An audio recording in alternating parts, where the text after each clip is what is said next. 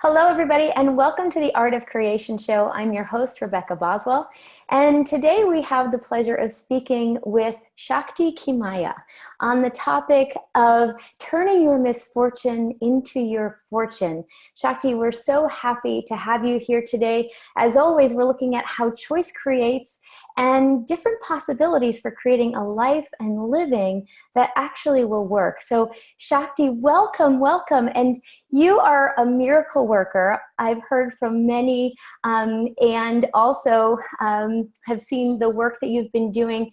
Can you please tell us a little bit about the miracle work that you do as a coach and as an energy healer? Well, thank you. Thank you for having me on the show. I think, the poster child for creation. I absolutely 1000% am in the organic creation of my living every day, every hour, every moment, and asking questions to create greater in my life.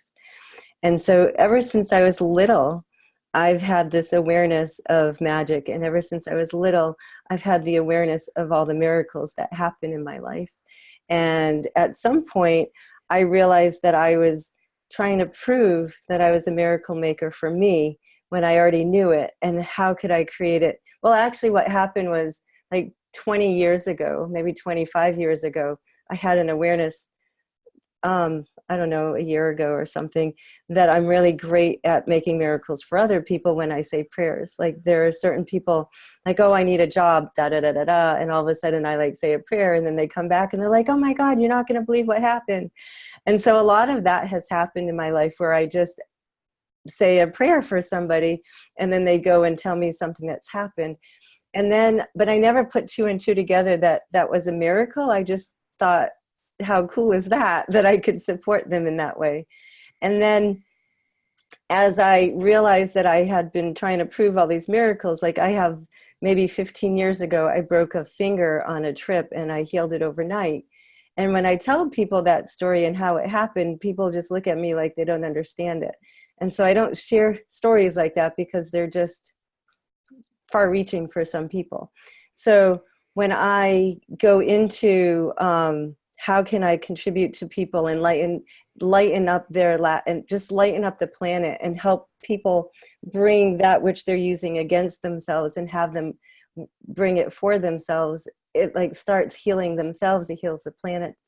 And then as long as I'm not attached to how it comes for them, and as long as they're invested in the possibility, then something will create. So I do my share, they receive it, and then the universe brings the how, and then they can come back to me and let me know what amazing things are happening in their life. And I love rejoicing in people's success. And I love making those possibilities arise for people where so many of my clients think they're put here to suffer. They literally think that their role on the planet is to suffer. So when I can flip that and bring the ease for them and bring the possibility of another, bring their joy back into their body, then the planet is better off. They are better off. Their friends are better off. The interdependency of all that's better off. And we just create from there. Wow. As you're speaking, it just occurred to me how many of our guests on the show have mentioned that they've experienced things in their lives where they noticed something different, right? Where there was some sort of a capacity, and yet at some point they decided that that was either too weird or not possible, or would somehow get them in trouble, or maybe labeled as crazy. And so, you healed your finger overnight, and you also started to see where these miracles were showing up.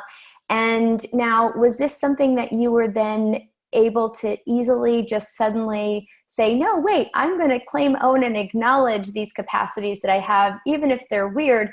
Or was there a bit of a process that you went through to begin trusting that and really playing with these capacities? It's both. It's both. It's the awareness that I've always had it, and why isn't it working? Knowing that I know something.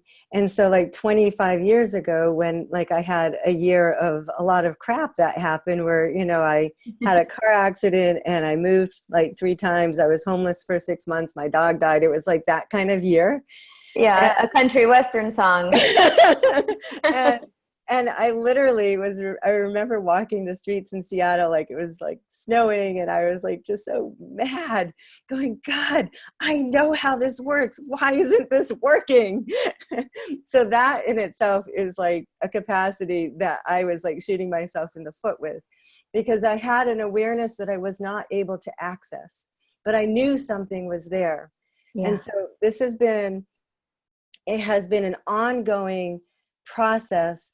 And at the same time, there has been a moment of, oh my God, if then I do this, then wow, I've been using this against me. I mean, my business is Miracles and More. I've been named that for years. And it only took like years to then all of a sudden go, oh my God, wait, am I using this against me and not for me? And so when I started recognizing that I am the miracle maker, that my work creates miracles, that I literally have capacities for miracles, then things really started opening up for me. And things like, I have so many stories in my life where I can say, you're not going to believe what just happened to me. And at the same time, you know, people can only handle hearing that so many times. Mm-hmm. And so I go into the wrongness of that, or I went into the wrongness of that. And so like for me at 5 years old, I was aware of how magical I was. And for most of my life, I was aware of how many people wouldn't let me be that. Yeah. You know, I was aware of all the people that, you know, intuitively I'd like, oh, I was just thinking of you. And, you know, they'd be like, oh my God, you were, or, you know, they'd call and I'd be like, oh, I was just like having, like, I have awareness of who's in my surroundings, and then I reach out to them and then it freaks them out. So I stopped doing that. And I like started secretly just saying I had a dream about you. And Yeah. and so like with my mom, especially, it has to be, I had the dream. Like if I was awake and did this, you know, it would just be too freak for her. And so like my sister, even like, there's just so many moments where the serendipity comes together and the miraculous moment happens. Like she was in the hospital. My mom walked in and I called on the phone at the same time, and she didn't know that we knew she was in the hospital. So there's just a lot of whispers. I have been following whispers my whole life. I have never dismissed them ever. And as weird as they are, I literally have, and most of my life I've been dyslexic, and most of my life I've not been able to communicate that which is of what can be received by people, because they just don't get it. And in the last few years, I feel like I've undone a lot of the dyslexic, and I've stopped wronging it, and I've created a way to be able to work with the capacity, because I really believe my dyslexia is actually a capacity that is beyond what most people understand. And so rather than making it wrong anymore, Yeah. I can like actually like let it be my friend and not like keep me separate from everything. Yeah. Yeah. And it's so neat to hear this too, of that thing, of that invitation that, you know, all these things that if people are watching right now and there is something that maybe they have labeled or, you know, been told is some sort of a dysfunction or some sort of a, you know, a handicap, you know, what capacity is it? What gift is it actually? And what does it actually show us? And what information does it reveal or give us Right. that otherwise we might not have access to? And yeah, when we go into that wrongness piece, it's like we cut off all the receiving of all the information, Right. and possibilities that it could actually bring up. Right. And where we could actually change something different. So you're actually harnessing these things that you could either use as a weapon, but instead using it actually as a tool. Right. So And suffering, you know, I can actually say suffering is a tool. Suffering it's a choice that was made. And I really endured a lot of suffering in this lifetime. And when I finally stopped, when I had the awareness that suffering is an addiction, just like anger, or just like sadness, or just like limitation, or like when I started really putting the pieces together that suffering was a choice, and that suffering was an addiction, and that it was actually a self-abuse within myself, I began looking at what else was possible. And I understand suffering to a degree that when I talk to people, I know what story, and I know what it feels like, and I know how to get beyond it. And so when I talk to people and they share a story, I literally can see the reference points and go between the two and go, oh, that's their capacity they're using against themselves. And there's always one word that like pings that they say, and I go, oh, that's their word that they're using against themselves. So for me, like I cried a lot. I cried a lot in this lifetime. And I realized at some point that laughter is my capacity. And I was like, oh my God, why would I spend all this time crying when I can spend all this time laughing? And it's a lot of it is that people think I'm too much. You smile too much. You're too happy. And so we do find the way to fit in. I've always been the square peg in the round hole. I don't fit into this world ever. And so when I've started acknowledging, like one of the tools that I really like is acknowledge what is, and what is changes. So if you have an unwillingness to change, acknowledge the unwillingness to change. If you have an unwillingness to do anything, acknowledge the unwillingness, and that unwillingness will change. Yeah. So and also knowing that it's a conscious choice. So it takes out that whole layer of victimhood, because it's not something that's now happening to you. It's something that you're actually acknowledging as something that you're actively creating. Yeah. And what is the gift in that, right? Like if we're unwilling to do and be one thing, is it actually that we're just more interested in something else? Well, and it's interesting that, so in terms of creation, if you look at a bigger picture, whatever we've been struggling with, how much has that been the gift that's going to catapult the new life? So like a perfect example for me, look at the lighting in the back. A perfect example for me was like last winter when we had such a bad snowy winter and I didn't have the right car for it. The struggle, the PTSD, the trauma drama that I created around the snow. This year when I hear we're going to kind of have a similar winter, I like instantaneously was like, I am not going to do that again. Like my awareness of that is not happening. So how much of that created a new possibility for this time? So I like bought a new car recently for the reason that I'm not having that. And the energy that was so wrapped up in the potency of pain from that whole winter last year was the energy that created the money for it up front for this scenario to not have it happen again. And so creation, we don't realize that our pain is also a creation. Like we think creating is something beautiful. Creation is just energy that's made into something. Yeah, it's just the transformation of energy into different things. And like in this show, we say, we're looking at what's actually going to work. So it doesn't actually mean that it's something that's right or wrong or good or bad. It's just, does it work? And what may work for me may not work for you, may not work for someone else, may look crazy to everyone else. And yet what's going to work? So when you work with people, when we were having a conversation, you said, one of the things that you do is that you help people to look at how they create their future and how to create future. So you're hinting at that a little bit with your future that you created with this new car. What can you share with us about, how we create our futures? Because whoever's watching this may be like, well, I go to work every day, I do this stuff, maybe I use a few tools, but like, what? This is a great question, because I actually have a client that is like, how can I be my magic at my 9-to-5 job? Cool. And so it's like totally like that. And so I worked with her so that, well, first we needed to like clear the energy that was stopping her from being who she is. So the title changing or turning your misfortune to your fortune has a lot of hidden vibrations in that. And that misfortune is anything that you define as that which you don't want. It can be simply lack, and it can also be trauma, drama, and it can also be that which has been created from a past of beyonds, a past of shock and trauma. And so you have many layers of misfortune. And fortune, when I separate the word fortune, there's an acoustical being in our body, like our being is an acoustical being, and the vibrational frequency, that which we are, is an energy frequency. And so fortune is where I come in and I find the soul blueprint of you. That's the fortune of you. It's the melody of you. It's the master blueprint of creation that you're here for. And it's a resonant frequency, and I can clearly see whether you're a match to it or not.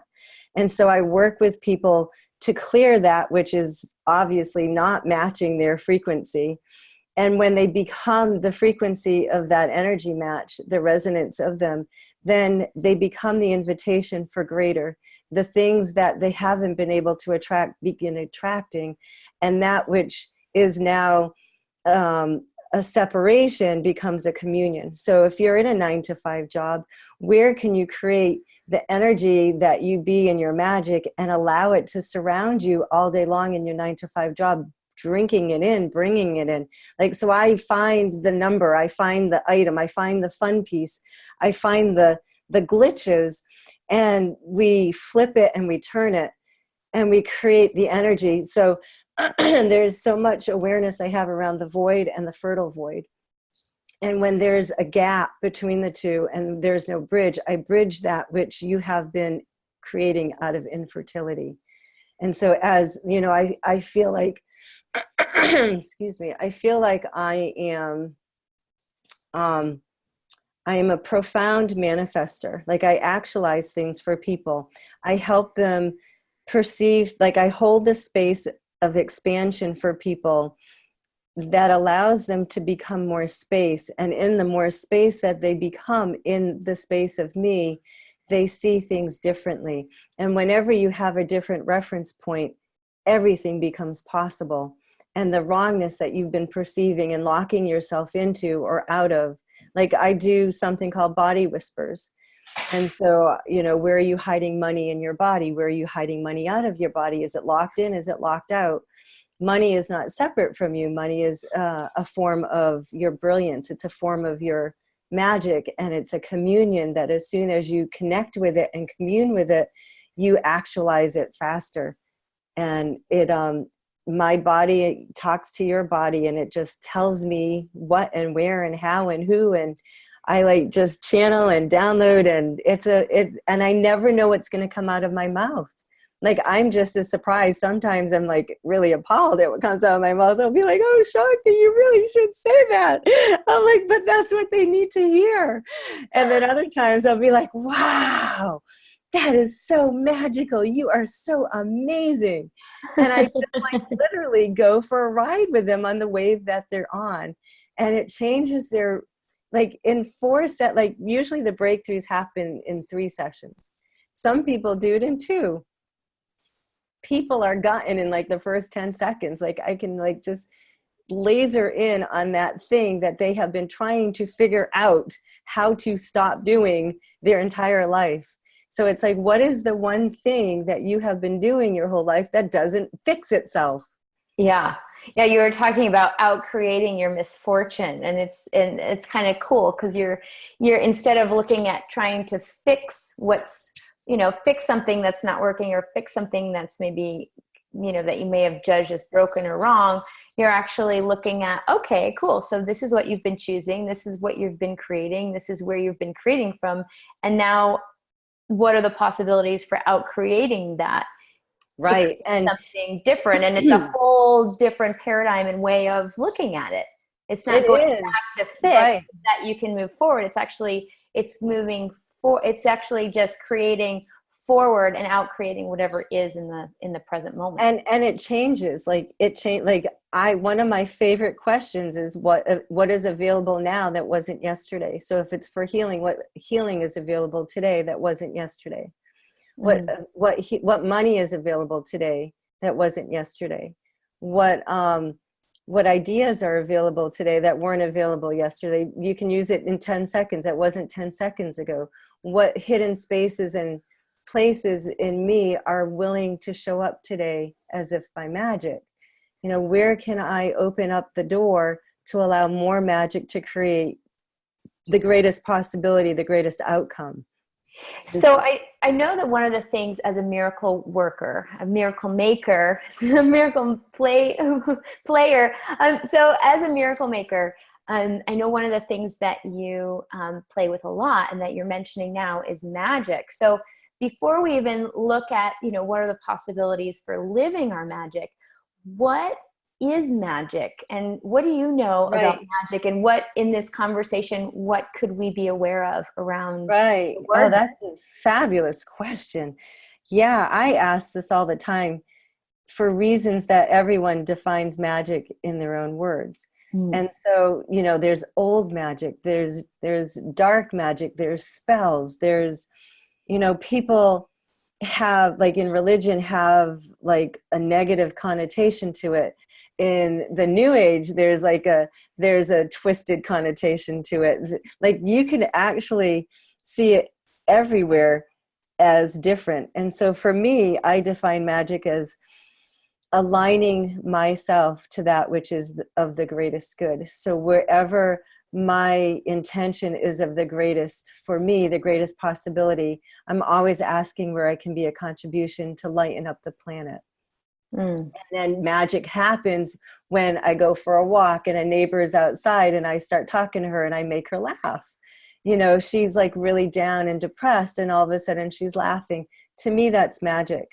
That's taking a shift in the spaces and places. So I work with molecules. I do something called molecular infusion, and I change the molecules in our body. I change the molecules in sessions. I blow shit up on the planet in terms of that which is wronging you, that which is bad, and that which has been the source of your pain.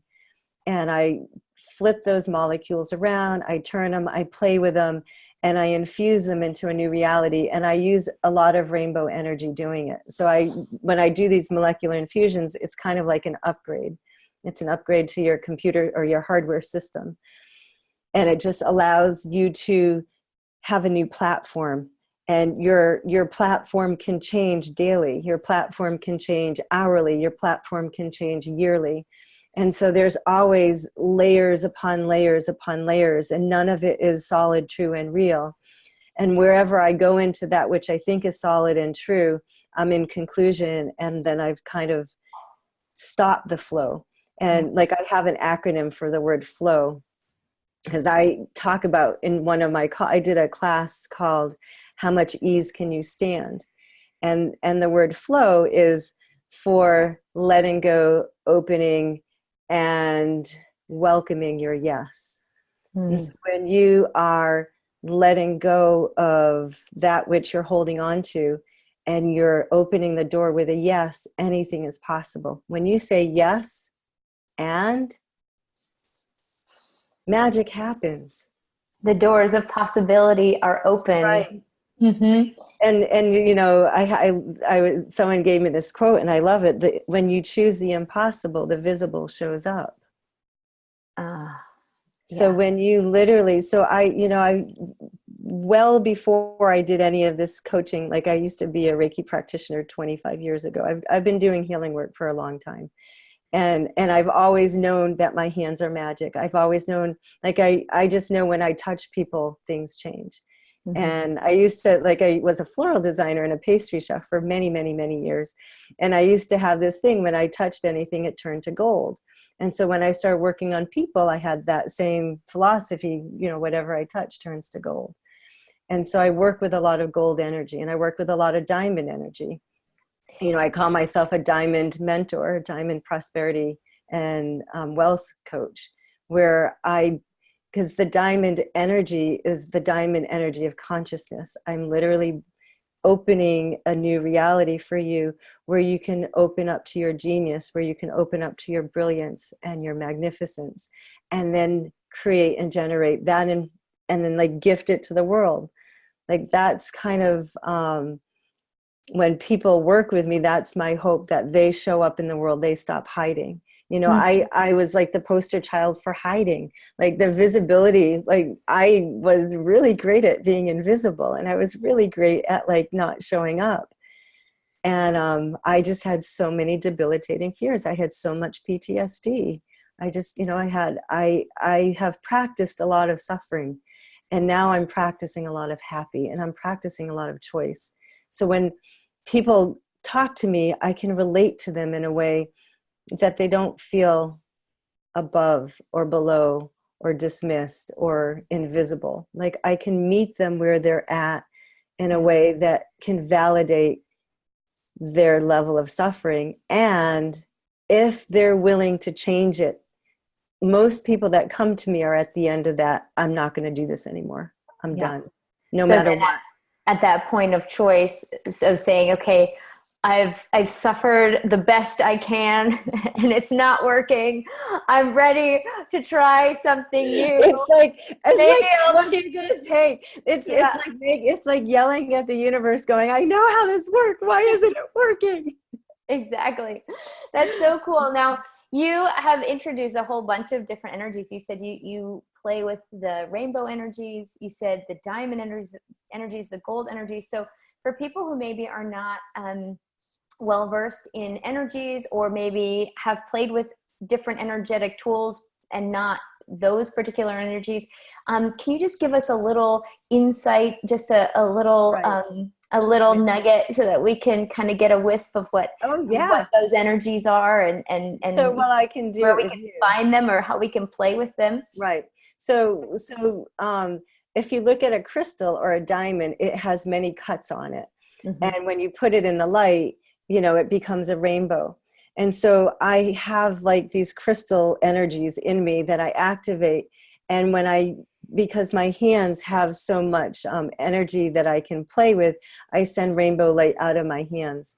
And so when I do these molecular infusions, I ask people to pick a spot on their body with like a little mirror, like a double-sided mirror, that when I send the energy of the rainbow to it, it goes in and it like literally infuses into their body like little sun drops or raindrops, and they start penetrating into the molecules. And I do this guided meditation using a word that you have chosen. So for some, it could be magic. Some, it could be prosperity or wealth or ease. Like, how much ease can you stand? How much ease can I have? When you are open to creation, you have to see that ease is a creation, just like suffering is a creation. So now what would we like to create? Like one of the things that I do is like I've been told by a lot of people I'm like an energetic doula. So I have a program that I've done called Birthing into a New Universe, and the universe is you. You know, so that which was missing when you were born, or that which disconnected you from where you came from, I fused together the missing piece. And so you now have everything that's required for you to show up with the communion of creation, the communion of the miracle that you are. And it's like, were you born in ease, or were you born in struggle? Were you born in crisis? Were you high maintenance child? Were you a low maintenance child? Were you the fifth child? Were you neglected? So how you create has so much to do with how you were birthed into this world, how you were born, how you created yourself into this world, set you up for the patterns and the frequencies that have either worked for you or against you. And so I identify that for you within our sessions, and it happens fast.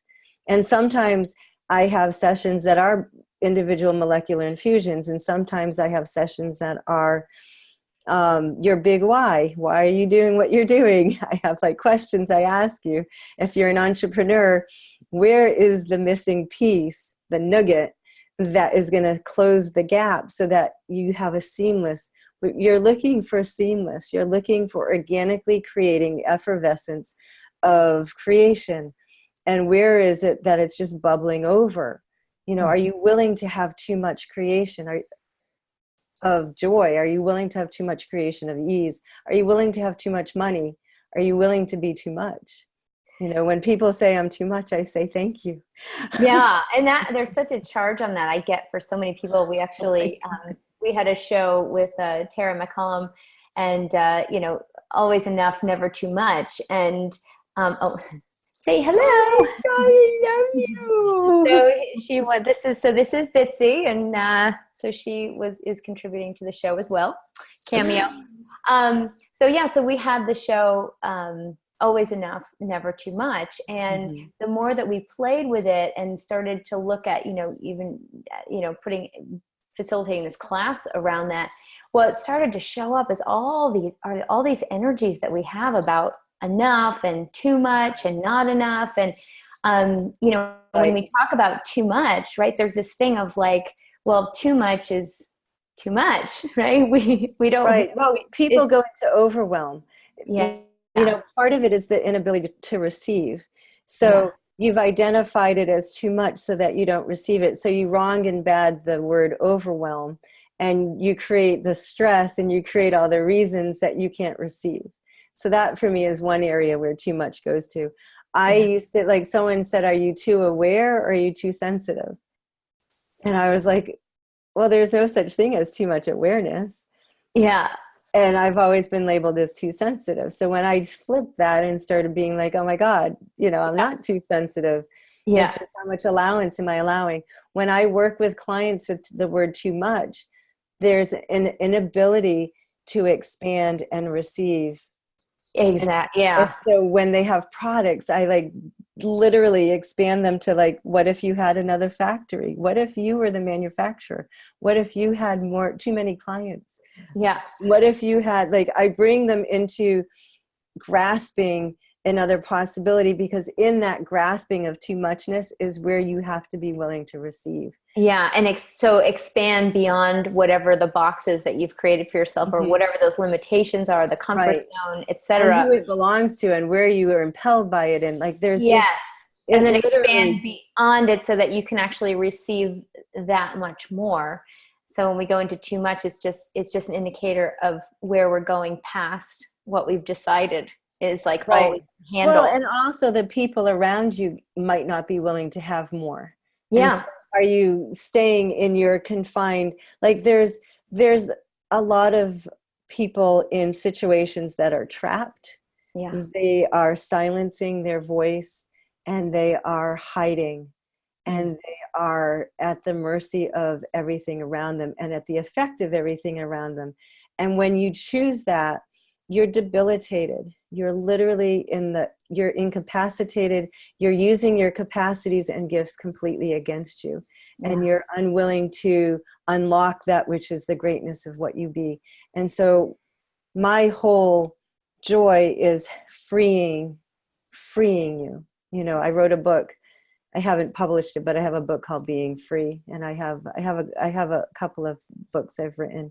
One is poetry and inspirational passages, and you know, as I cry, you know, the poems emerge out of me, and I'm like, can we do it without the crying? Yeah.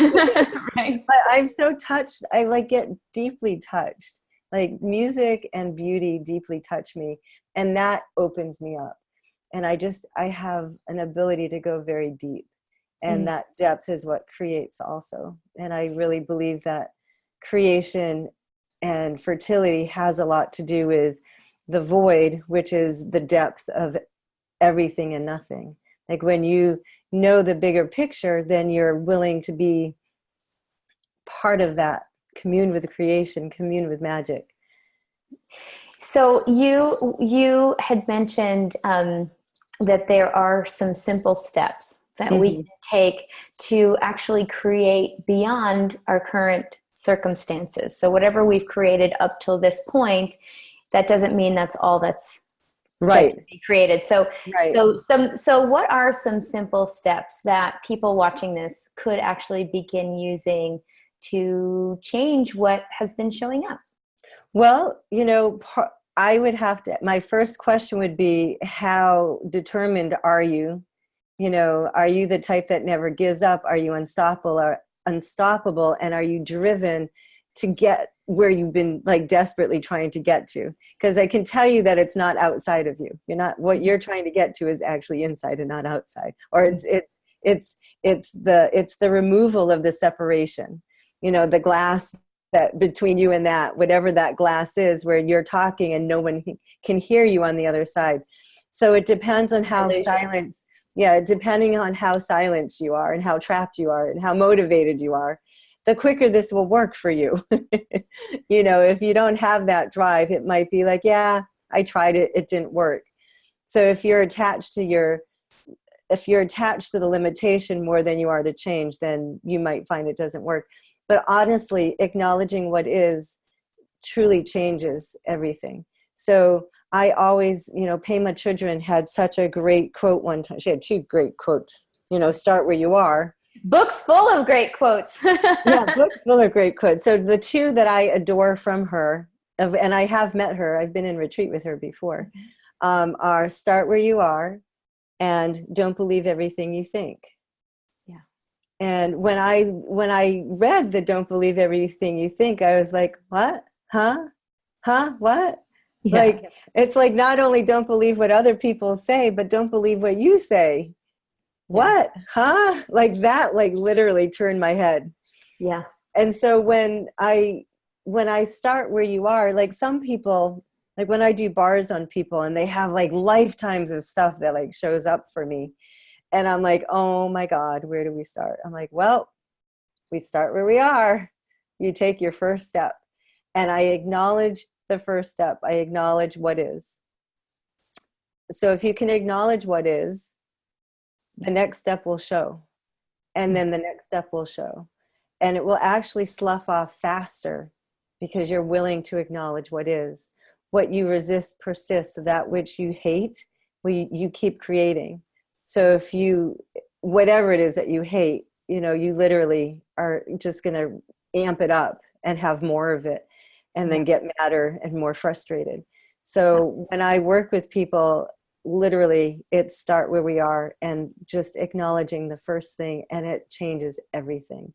So if it's that person that is doing this, or if it's, for some it's the grandma, for some it's the moms, for some it's the dad, where have you been encapsulated by their energy? Where have they been controlling you? Where have you been controlled? Where are you controlling? Have you created this? Are you leashed, or are they leashing you? Mm-hmm. And when we get to the place of relief, and it happens quickly because I validate that which has been causing the source of pain. I always look for the source of pain so we can acknowledge what is. And then as soon as we do that, it's like, well, let's turn that. Where is it that, what is, in my mind, I'm thinking, what is the word that's going to ping, so that then we can identify, because we misidentify and misapply everything. So a perfect example of this is suffering. Like, say you have a headache and you're in a lot of debilitating pain. Are you misidentifying and misapplying your potency? Where did you stop choosing potency and choose pain? Mm-hmm. Like when you literally split that awareness and go, oh my God, you mean I actually have a choice? And what is potency? Well, potency it's a capacity you have for creating. And well, what am I creating? Well, I'm creating suffering. I'm creating this headache. Is it yours? Is it even your headache? And then I like to, with all the body dialoguing I do, I'm like, well, if the headache could talk to you, what would it say? I had a friend call me up with a kidney infection, and she was in like serious debilitating pain. And in 15, 20 minutes, the infection was completely gone, completely. And she was just like, oh my God. And I'm like, right. So for her, it was her unwillingness to look at the potency, and she kept using it as trauma drama to get the attention so that she could prove how powerful she was. Yeah. Where are you creating trauma drama to prove something to yourself, or to choose or prove it to someone else? And it usually is to fit in. outfits to fit in with the drama with the family. Because if you didn't look Because like it it, matches, yeah, it matches more of what people are used to. right? And you just there's a level of comfort and familiarity. People identify with sadness greater than happiness, Yeah. because happiness doesn't last, is what people believe. Yeah, interesting. And there is that sense of like it's all or nothing, right? It's like Yeah. we either And are happy all the time or we somehow didn't get happy, right? So why bother? But we'd right, rather be miserable right, the majority of the time instead of just acknowledging, like you were talking about, what is. And right, sometimes, that may be, it may show up one way and another day it may show up another, and yet not right, making that so solid and real that that's the only right. ability. It's the attachment. It's the attachment to what is. When you can start recognizing where you are hooked into the attachment, because you can be happy and sad. Happiness can be an addiction, and then the happiness goes away, and then all of a sudden, you're suffering again. And so you literally, when you start acknowledging what is, you unhook at every moment. What am I perceiving? I'm not happy anymore. Well, is it true? Is it yours? Is it, now, like, what do I know? Where in the questions are you willing to ask are going to create the best possible outcome. And creation, it can be business. I love creating with business because I am an idea maker, and when I work with people, I feel like I'm serving their business on a silver platter, because all the ideas are coming through them for me to share with them.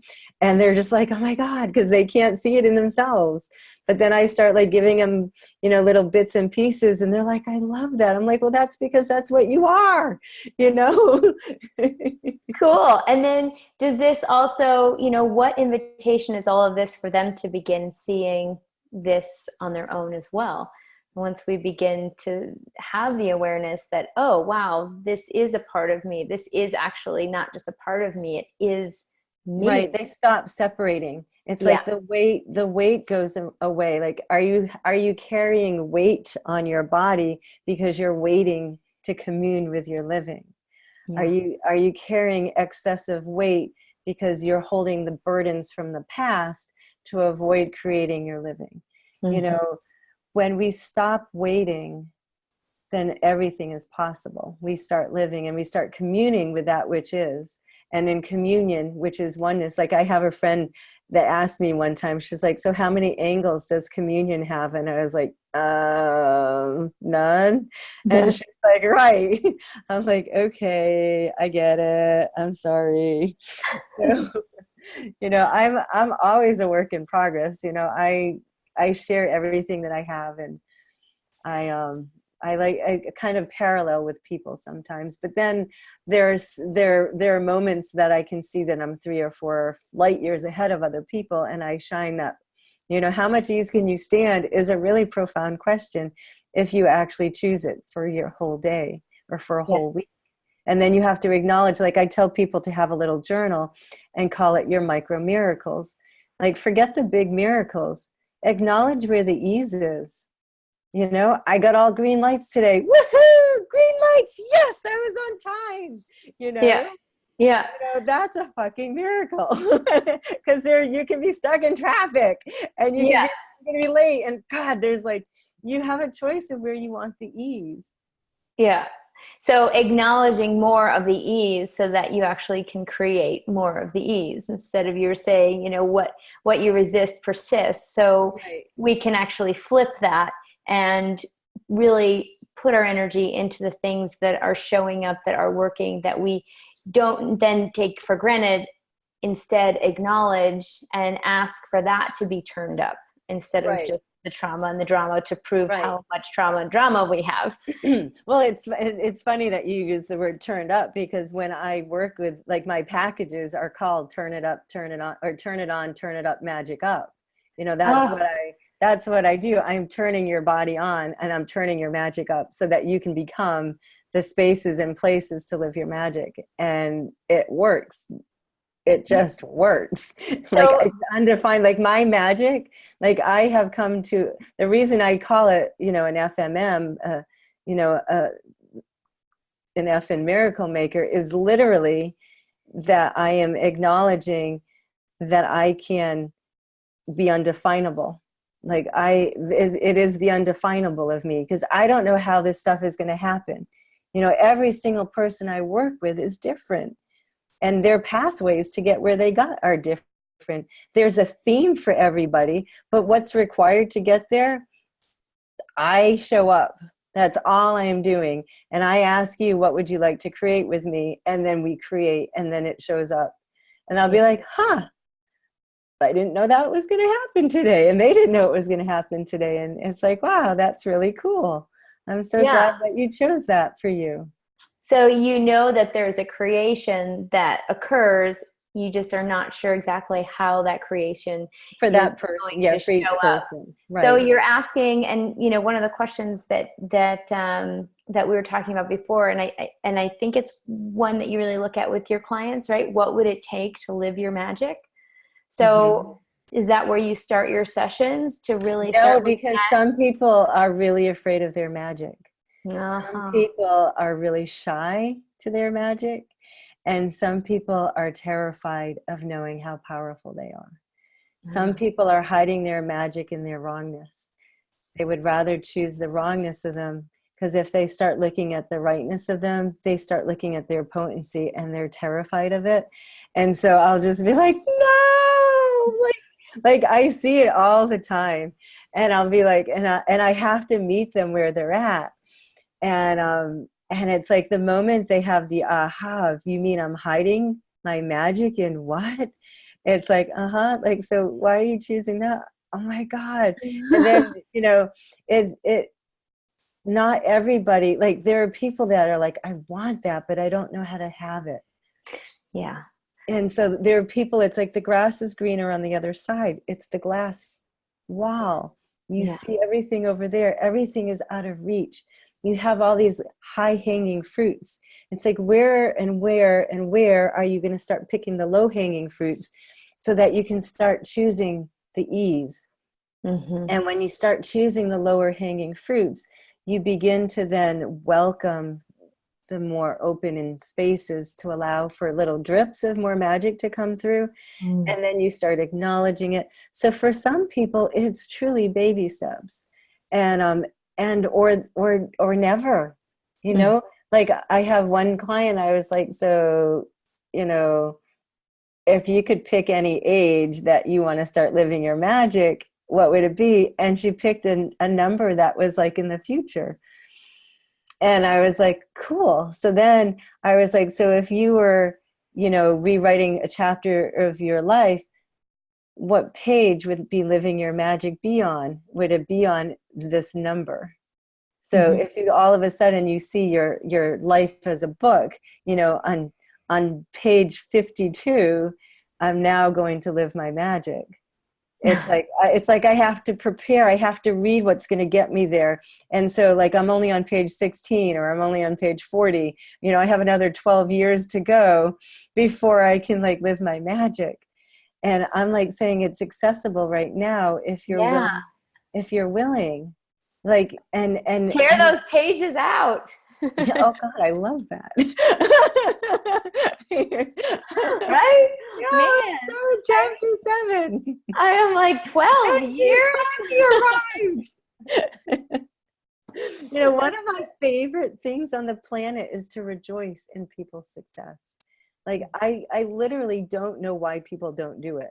Like, it's so, like, generosity is, I have been born with an insane amount of generosity, and I have been born with an insane amount of rejoicing.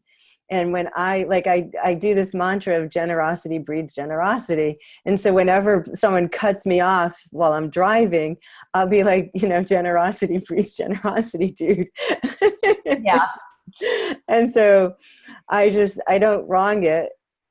unless someone's like driving, like pushing me from behind, I can be like, back off. Yeah. Yeah. Well, and sometimes, you know, different energies are required. And yeah, when we're willing to choose them. Mm-hmm. So Shakti, how can people find you as we're closing the episode, bringing it down to a close?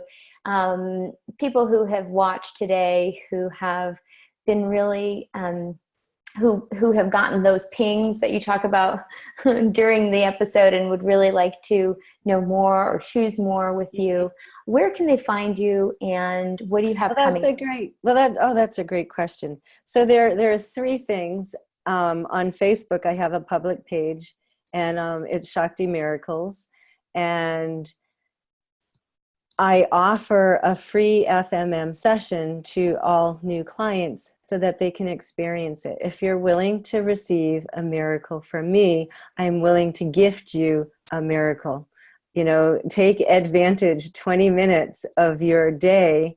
I'm happy to offer you something that may not be available. You know, right now, it is my generosity, and I have no attachment to what it looks like, and I have no attachment to, you know, to any of it. And I have, you know, internationally, I have people in India and Australia and New Zealand and Germany and, you know, all over the world, people are working with me. And if you go to, and so once I have a session with you, I have a closed Facebook group that you are part of. And then I do these weekly readings that are from a book that are a huge contribution to helping you with your money. I offer a lot of support in this closed group. So that's a free resource that is really something I would take advantage of. I have bookme.name/Shakti Miracles is a webpage where you can find my products and services, and I have some free classes that you can register links with and then get the replay of those. So one of my joys of creation was the class called The Ease of the Ask. Are you willing to cut the fat out of your ask, or is it sticking to your ass? So it's like, that's awesome. So where can, so this is a replay, it's a free call or free class, and you can learn how asking questions can create greater from you, and where sticking yourself with stupid questions. And there's no such thing as a stupid question, but there's a very fatty question. And so there's a lot of things that you can remove out of a question. If you like manifesting things, then learning how to ask the question would be a contribution to you. So like asking with a why would be like a question that would be wrong and bad. You're just going to create more. It wouldn't necessarily create everything that you're asking for. It would No. create other things that maybe you were not directly asking for, not consciously. It kind of loops the suffering. Like, why does this always happen to me? So, so you can go to bookme. It's bookme.name NAME/Shakti SHAKTI Miracles MIRACLES. So yes, and we'll include those links in the show notes as well for people. And so for next year, so I'm launching a program called Turning Your Misfortune into Fortune, living your true nature. It's like learning how to live the vibrational frequency, the melody of who you be. And it's a year program. You can do drop-in, you can do for the year, you can, you know, it's not excessive in price. I have payment points where you can, you know, you don't have to pay all at once, or you can, and there will be bonuses. And then there's an exclusive package that when you join it, there will be a 5-day retreat on Orcas Island in September of next year, where you can actually be facilitated by me, birthing into a new universe and living the golden melody that you truly be, and having some amazing food, because I am a really great cook. So part of my food, so I do food magic. You know, I do body magic and I do food magic. And so part of that retreat will be the food magic, and how much fun and bliss can we like live in. Awesome, Shakti. Thank you so much. Thank you so much for joining us today. Thank you for everything you've shared. Thank you for being the invitation and the contribution that you be. And like I said, all of these things will be offered in the show notes so that people can find you and find them if they'd like to play even further. Right. And So, and my email will be part of that. So you can excellent. always email me at shakti.miracles@gmail.com. Excellent. Yeah, Thank you thank you. so And much for Bitsy, you are coming. such a good dog. Is he sleeping? Is she sleeping? Yes, I don't know if you can see her, but she's She's totally hanging asleep. out, sleeping, Oh my and God. she's being her magic. Um, She's totally the sweetest energy. thank you. Yes, she's contributing. How did we get so lucky to have her here with us today? So we've had Shakti, our special guest, and of course our special cameo here with Bitsy. So for everybody watching, thank you for showing up, for joining us, for being a part of this episode. And if you are enjoying the Art of Creation show, please like the Facebook page. Please also subscribe to the YouTube channel, and let us know, what else would you like to hear about? What else would you like to know more about? And what other choices are available so that you can actually create the life and the living that works. So thank you so much, everybody. Thank you for choosing, and we'll see you next week. Bye-bye.